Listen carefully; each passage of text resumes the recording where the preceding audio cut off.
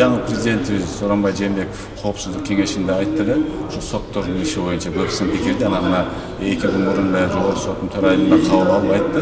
Социалдык вопростор боюнча сотторго ишеним өтө аз экен. Мен ойлойм, Өмүрбек Чистебештин иши дагы ошо башка ошо саясатчылардын ишинде эле Жапаров, баягы Бектур Асановдон кайрадан каралып чыгыш керек. Өтө терең изилденип, бул жерде ачык болуп, ар бир нерсе каралып чыкса жакшы болмок да. Бул кечээ биз эле бул жерде Жогорку кеңеште генералдык прокурордун кандидатын карап атканда Алмамбет Шыкмаматов жакшы айтты, буну сөзсүз караш керек. Анткени бул нерсе жөн калбаш керек.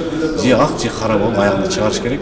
Ошондо дагы ачык болуп, ошол элдин көзүнчө граждандык коомдун көзөмөлүндө болсо өтө жакшы болот. Ошондо гана элдин сотторго болгон ишеними, бийлик болгон ишеними болот да. Эгер ушундай болуп эле ар кандай бир жабык нерселер менен бир белгисиз нерселер менен соттолуп кете берсе, анда биздин мамлекетте элдин мамлекетке сот бийлигине ишеними болбойт.